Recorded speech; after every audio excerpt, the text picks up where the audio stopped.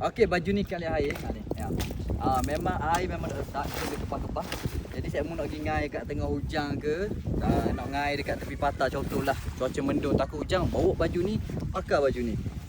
Tak bimbang sangat hujan. Dia kalau hujan biasa-biasa boleh lah, tapi kalau hujan terlalu lebat, mungkin akan basah jugalah masuk ke celah-celah tekak ni.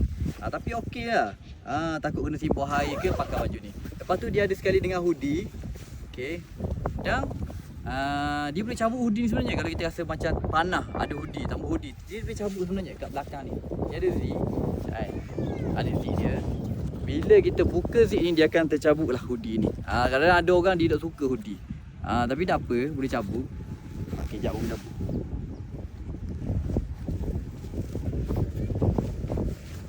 Okey, jarang ada jaket yang boleh cabut hoodie ni. Ini boleh cabut hoodie, boleh buang jadi akan nampak kemah tanpa hoodie. Okey. Dan dekat dalam ni ada poket, kat luar ni ada poket. Okey, dekat dalam pun ada juga poket. Nak simpan duit ke, wallet ke, umpang ke apa semua kan. Jangan simpan umpang tapar pula dalam ni. Busuk. Ni luar ada poket. Sebelah ni pun ada juga poket. Siapa minat dengan jaket yang handsome dan smart ni, boleh cek dekat beg kuning mana hoodie tadi. Okay, stop.